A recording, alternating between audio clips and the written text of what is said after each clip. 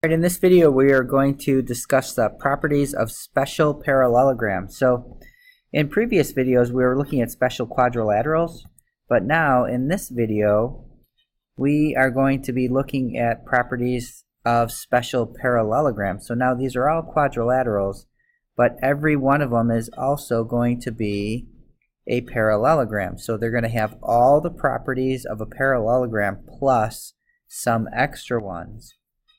Alright, so keep that in mind. If you need to review the properties of parallelograms, I would go ahead and do that as well. Alright, our first special parallelogram is going to be a rhombus.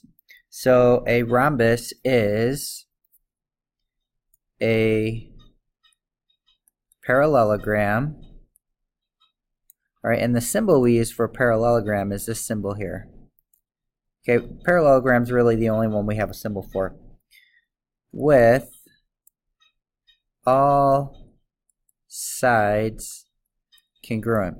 So you can see in the picture here, we've got all of these sides are 8 centimeters. They're all congruent. So again, it's a parallelogram, but we're going to make all the sides congruent. So what do we notice about the diagonals? Let's draw in the diagonals here. So there's one diagonal, here's another diagonal, and it looks like they are perpendicular, and it also looks like they bisect each other.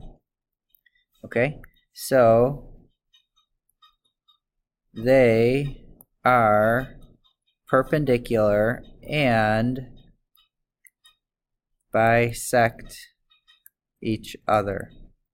Remember, perpendicular just means they intersect at a right angle, and bisect means they divide each other into congruent halves. Alright, so let's look at the properties of a rhombus. So the diagonals. Again, we just talked about this, but let's get this in here. The diagonals of a rhombus are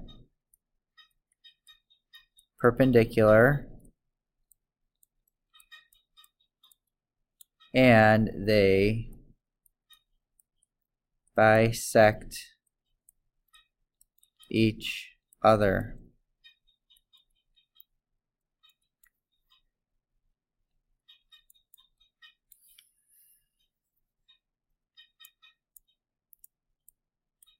Alright, so let's draw in the diagonals.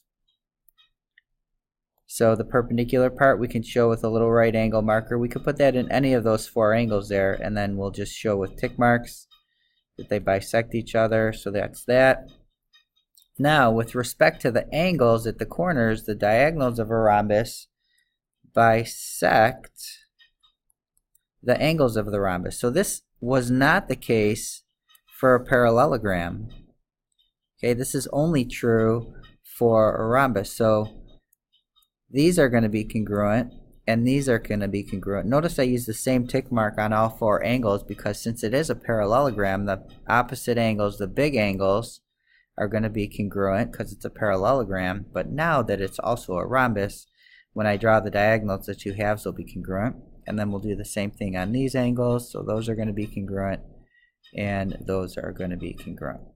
Alright, so those are our properties of a rhombus. Let's move on to properties of a rectangle. So if you notice in the picture, it shows some things that are rectangles and some that are not. So if we notice here, we have both pair of opposite sides parallel, here and here, which makes it a parallelogram.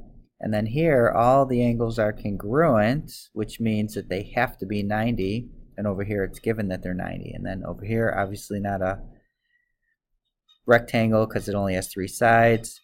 We don't know anything about the angles here, and over here all the angles are not equal.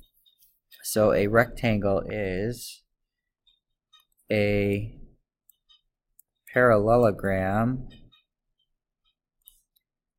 with right angles. Alright, so if we sketch in the diagonals here, what you may notice is that they are congruent and bisect each other.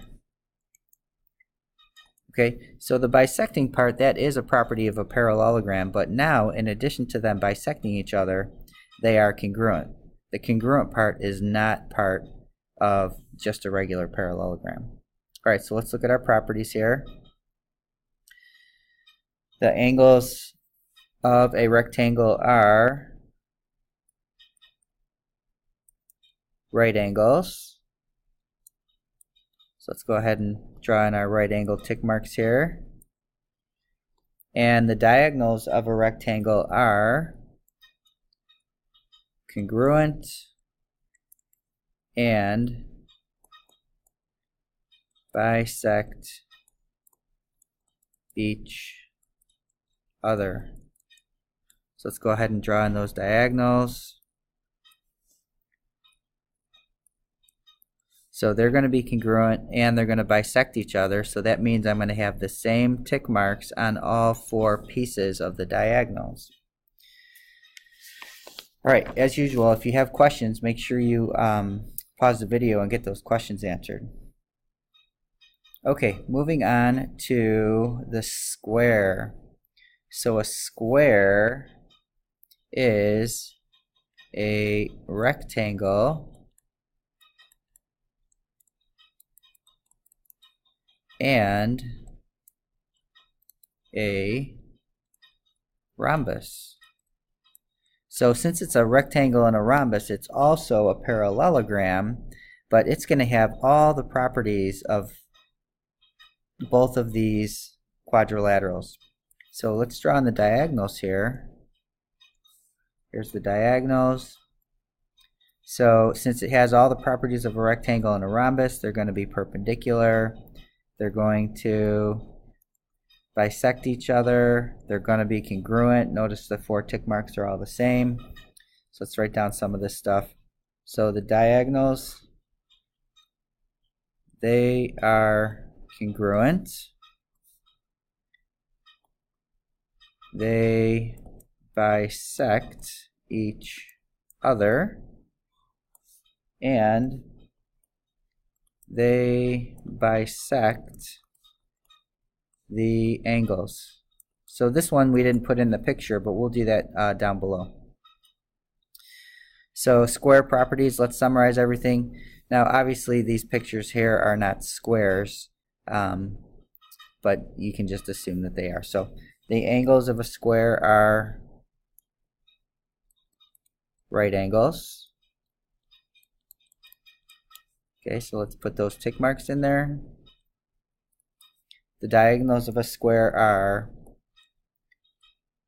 perpendicular. They are also congruent. And they also bisect each other. Alright, so let's go ahead and put this in. It's going to be a little bit awkward because it's not actually a square, the picture here, but we'll put the right angle marker in there to show that they're perpendicular. We'll mark all of these congruent to show that the diagonals are congruent and that they bisect each other. And that should do it for that. And let's also mark in the angles here. So these are going to be congruent and these are all going to be congruent.